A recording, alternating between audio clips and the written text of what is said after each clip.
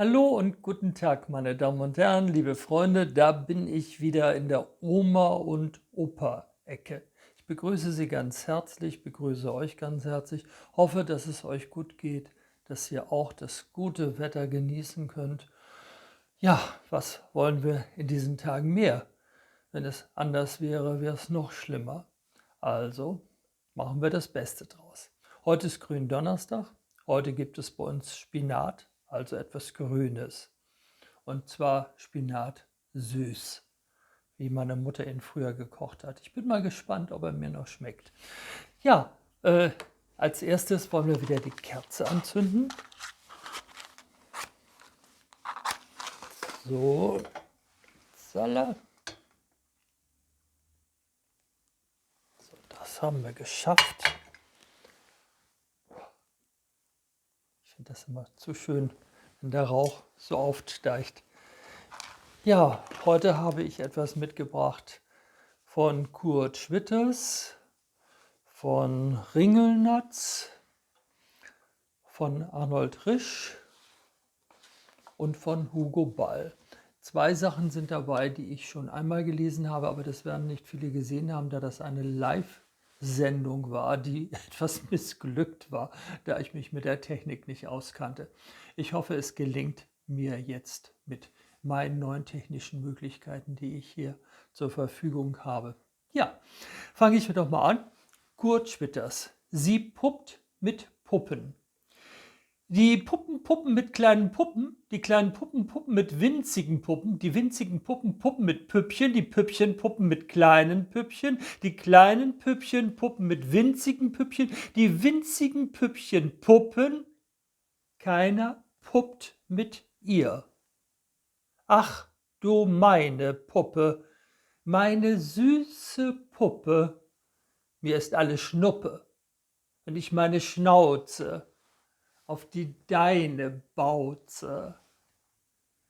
Püppchen, Schnüppchen, Puppe, Schnuppe, Schnuppe, Bauze, die Beuzchen, Püppchen, Puppenfrauen, sie machen nur noch Schnauze, Bauze.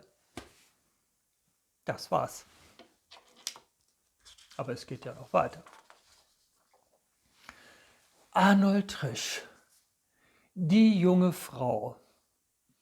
Ein schönes Kind von 18 Jahren und was nur schwer sich denken lässt, in Liebe noch ganz unerfahren.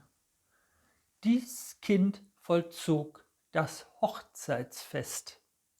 Kaum war die erste Nacht verschwunden, so lief die Mutter zu der Braut. Nun, Tochter, sprach sie ganz vertraut, wie hast du dich denn diese Nacht befunden? Wie schläft es sich bei deinem Mann? Die Braut erschrak bei diesen Fragen, fing, ohne ein einziges Wort zu sagen, laut wie ein Kind zu weinen an. Die Mutter fiel ihr in die Arme und weinte Ernestinchen sehr, so weint die Mutter vor Erbarmen.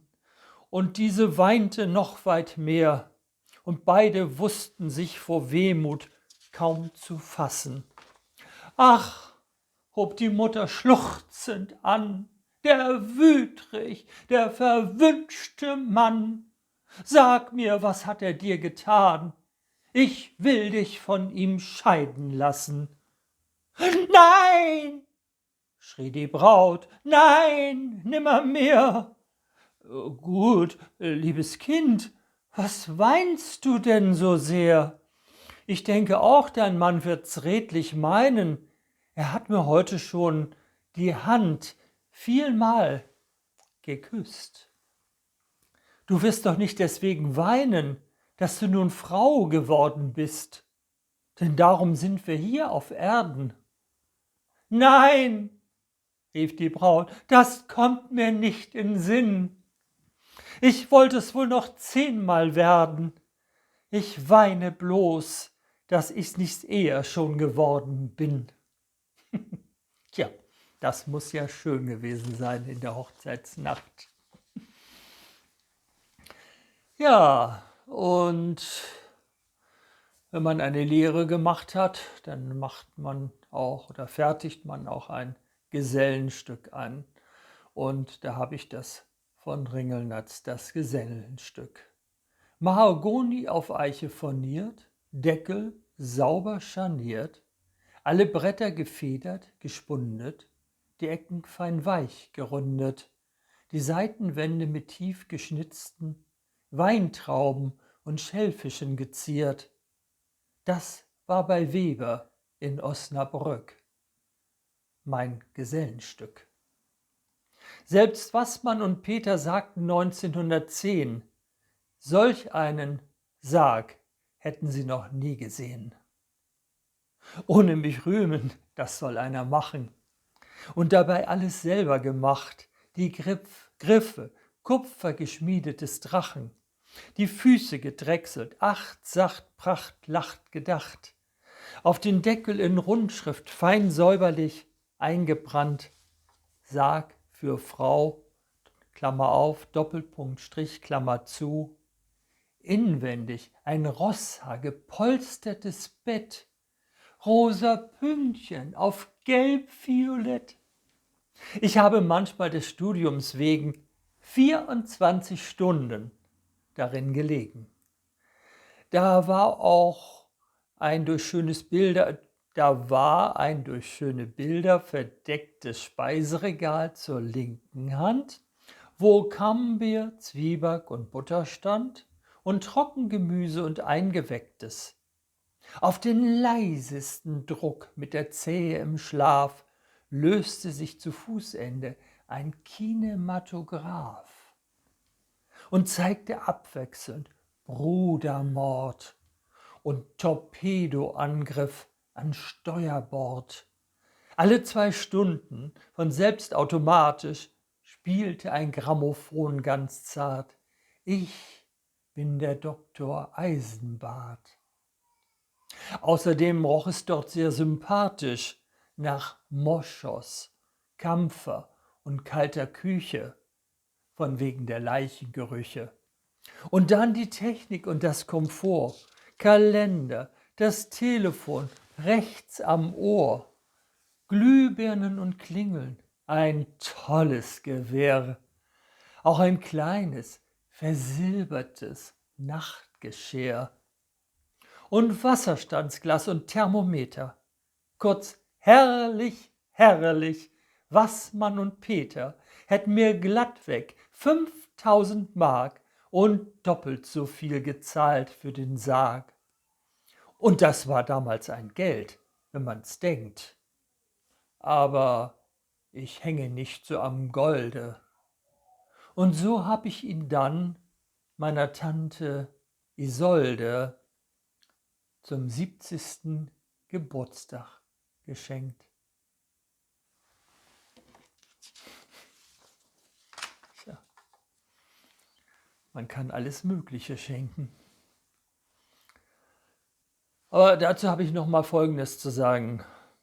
Jolifanto, Bampla o Fallibampla, Grossieger, Mampfa hapla horem, Egida guramen, Higo bloika russelo huju, Hollaka hollala, hallogo bung, blago bung, bosso fatjaka, ü,